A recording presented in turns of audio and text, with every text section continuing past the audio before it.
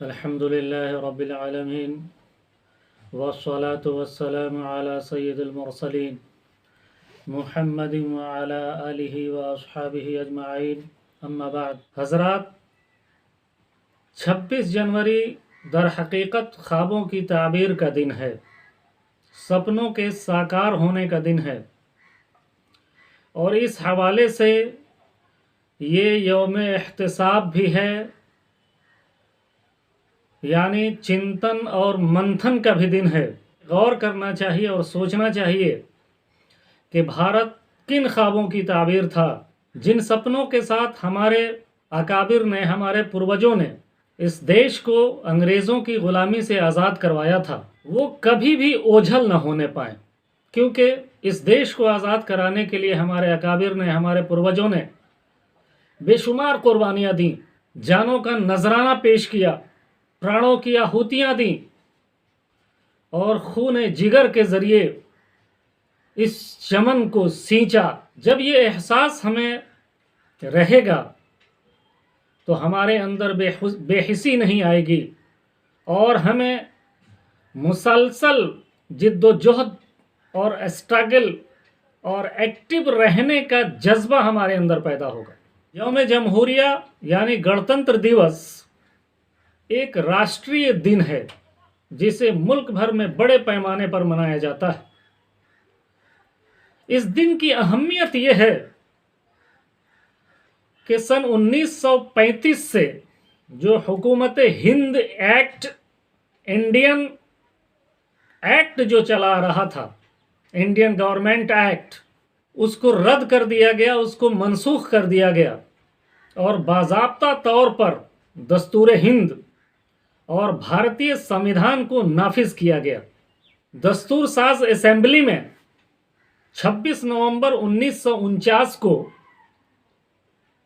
ये पेश हुआ और 26 जनवरी 1950 को इसके लागू होने की, इसके नफाज की इजाज़त दे दी गई। इस तरह भारतीय संविधान के लागू होने से भारत में जमहूरी तर्ज हुकूमत का आगाज हुआ। आबादी के लिहाज से भारत दुनिया की सबसे बड़ी पार्लिमानी गैर मजहबी जमहूरियत यानी धर्मनिरपेक्ष लोकतंत्र है हमारे देश में। इसके संविधान में, इसके दस्तूर और आईन में यहाँ के शहरियों को अपनी हुकूमत खुद मुंतखब करने का भरपूर हक और अधिकार हासिल है। यहाँ आवाम और जनता ही असल में पावरफुल है और सत्ता इक़्तिदार उसी के हाथ में है। इस तरह तमाम बाशिंदे बगैर मजहब व मिल्लत के फ़र्क के एक मुश्तरका और यूनाइटेड जमहूरियत की लड़ी में पिरो दिए गए हैं। इसमें मजहब की अहमियत का भी एतराफ़ किया गया है और बताया गया है कि ये मुल्क मजहब की बुनियाद पर हुकूमत नहीं करेगा। इसके लिए दस्तूर और आईन और संविधान की में 42वीं तरमीम की गई, संशोधन किया गया और इस देश को सेकुलर स्टेट कहा गया, जहां हर मजहब का एहतराम ज़रूरी होगा और मजहब की बुनियाद पर किसी किस्म का कोई इम्तियाजी सलूक नहीं किया जाएगा। मजहब या जात पात की बुनियाद पर किसी शहरी को, किसी नागरिक को शहरियत और नागरिकता के हुकूक व अधिकार से महरूम नहीं किया जाएगा और हर शहरी मुल्की खिदमत और देश के संसाधनों से फ़ायदा और लाभ उठाने का भरपूर हक और इख्तियार रखेगा। संविधान के एतबार से हर भारतीय शहरी को कानून की निगाह में एक बराबर कहा गया है। हर शहरी को आज़ादी राय, आज़ादी ख्याल, अभिव्यक्ति की आज़ादी, मजहब और धर्म की आज़ादी का इख्तियार हासिल है। अक़लियतों और अल्पसंख्यकों को भी संविधान में उनका हक दिया गया है कि वो भी अपने अलग शैक्षणिक संस्थान, दीनी इदारे, अपनी तहजीब व तमद्दुन और अपनी भाषा और ज़ुबान को कायम रख सकते हैं और अपने मज़हब की, अपने धर्म की नशर व इशाअत और तबलीग भी कर सकते हैं। इसके साथ साथ इस मकसद के लिए वो अपनी चल अचल संपत्ति, मनकूला और गैर मनकूला जायदाद का इंतज़ाम भी कर सकते हैं। साथ ही हमारे संविधान और दस्तूर के अंदर ये सराहत भी कर दी गई है कि किसी ऐसी आमदनी पर टैक्स देने के लिए मजबूर नहीं किया जा सकता जो किसी मजहब की तबलीग और इशाअत पर खर्च की जाए। किसी भी मुल्क में सेकुलरिज्म की बका के लिए, उसकी रक्षा और तहफ़्फ़ुज़ के लिए सेकुलर अक़दार और मान्यताओं का बाकी रहना भी ज़रूरी है, जिसके बुनियादी तौर पर 4 अनासिर हैं, जिसको कहा जाता है कि लोकतंत्र के 4 स्तंभ होते हैं। नंबर 1 इंतखाबात, जिसको विधायिका कहा जाता है। नंबर 2 तर्ज हुक्मरानी यानी कार्यपालिका। तीसरे नंबर पे अदलिया यानी न्यायपालिका और चौथे नंबर पर मीडिया आती है, पत्रकारिता आती है। अब विधायिका की, इंतखाबात की और इलेक्शंस की बात की जाए तो जमहूरी अक़दार की बका में इंतखाबात एक संगे मील का काम करते हैं। चुनाव, इलेक्शंस जो होते हैं, ये जमहूरियत के लिए माइलस्टोन है। इंतखाबी एक ऐसा जरिया है, चुनाव ही एक ऐसा जरिया है जिससे आवाम अपने नुमाइंदे मुंतखब करके असेंबलियों में भेजते हैं, पार्लियामेंट्स में भेजते हैं, ताकि ये चुने हुए नुमाइंदे आवाम की सही नुमाइंदगी कर सकें, उनके ज़रूरी मसाइल को हल कर सकें, उनकी ज़रूरियात की तकमील कर सकें और मुल्क में रहने के लिए पुरअमन और खुशहाल मुआशरे की तश्कील और निर्माण कर सकें।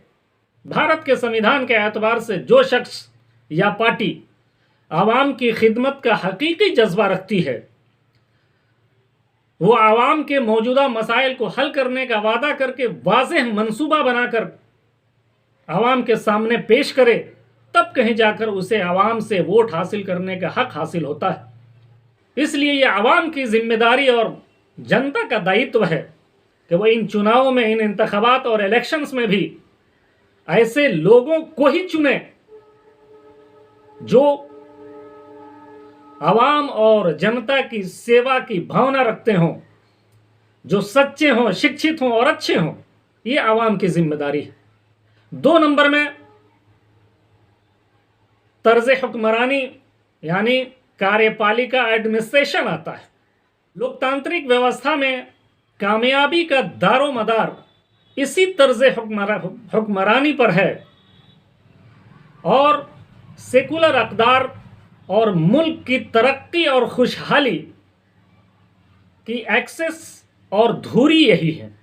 आज अफसोस के साथ ये कहना पड़ रहा है कि आज भारत की सियासत में नफ़रत का बोलबाला है। हर गली, हर गांव, हर मोड़ और हर चौराहे पे नफ़रत का जिन कह कहे लगा रहा है और उसके सामने प्यार व मोहब्बत और भाईचारा की तहजीब और संस्कृति बेबस और लाचार नजर आ रही है। नफ़रत की आग में लोग झुलस रहे हैं, जिसके नतीजे में आए दिन क्राइम और जराइम का ग्राफ बढ़ता जा रहा है।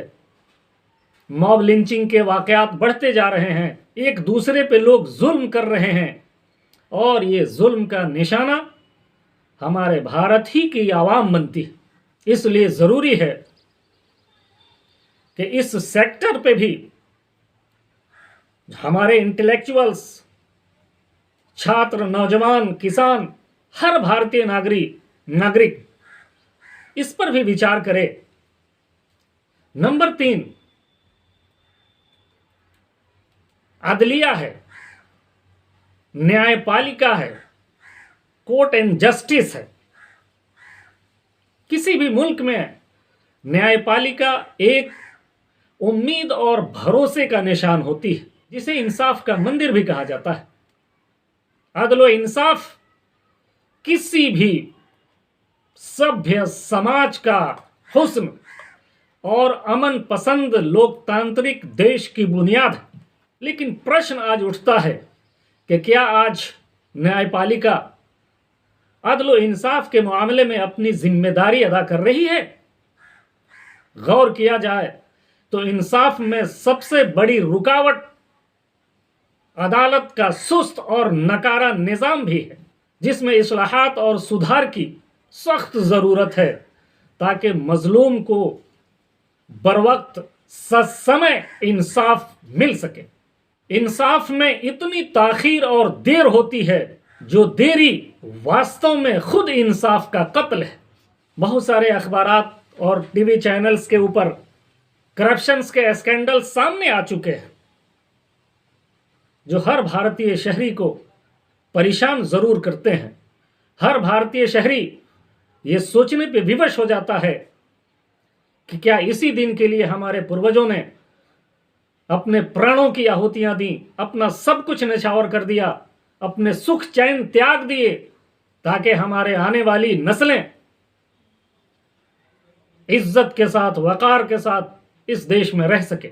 आज गवाहों को बेचा और खरीदा जाता है, फैसलों में उलटफेर हो जाती है। कुछ फैसले जज्बात से भी दिए जा रहे हैं, आस्था की बुनियाद पे भी इस देश में कुछ फैसले दिए जा रहे हैं, जो बिल्कुल गलत है।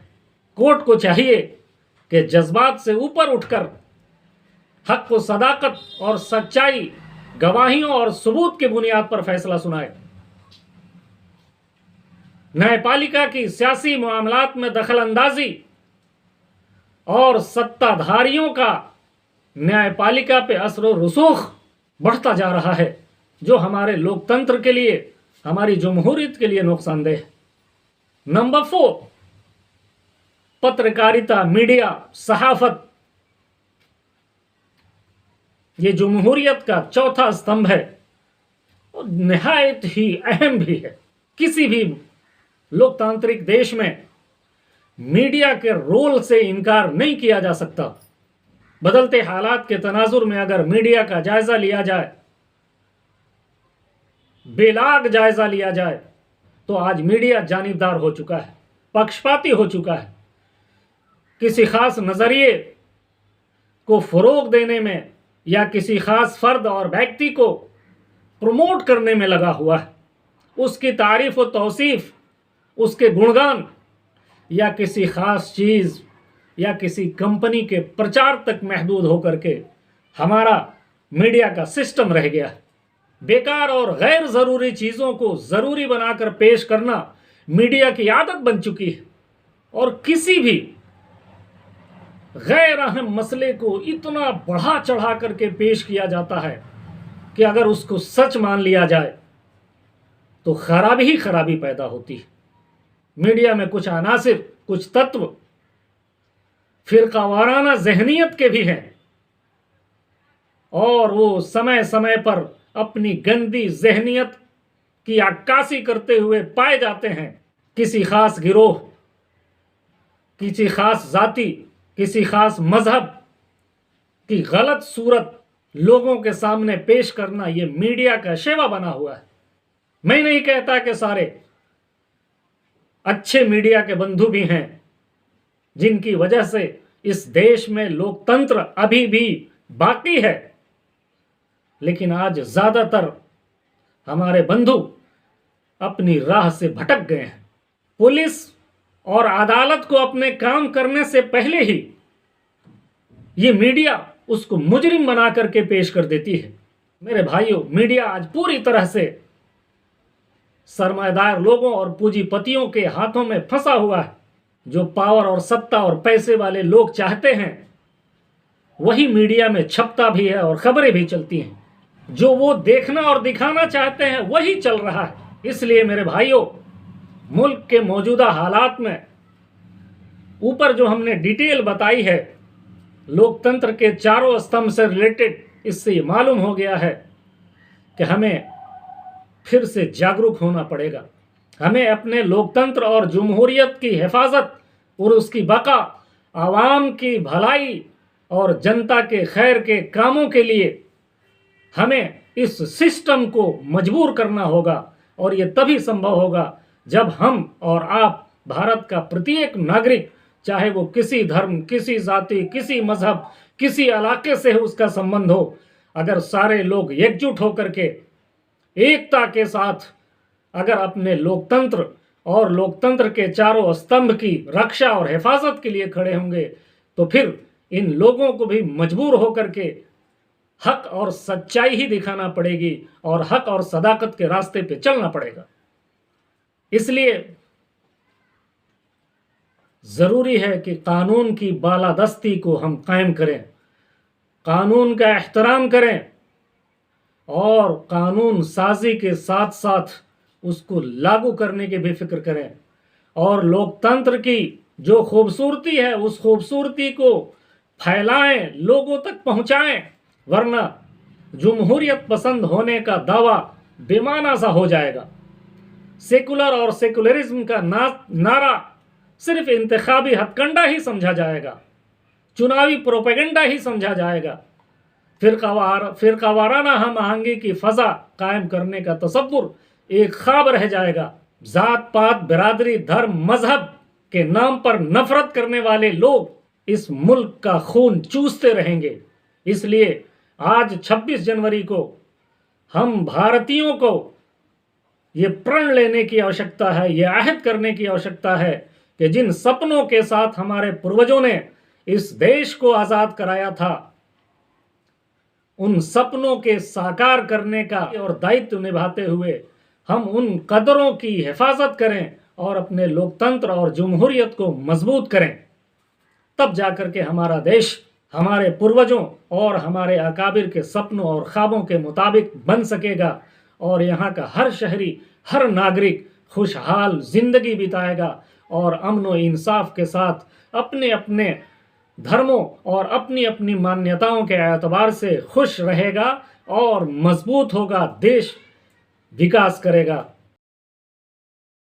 Subscribe now and press the bell icon.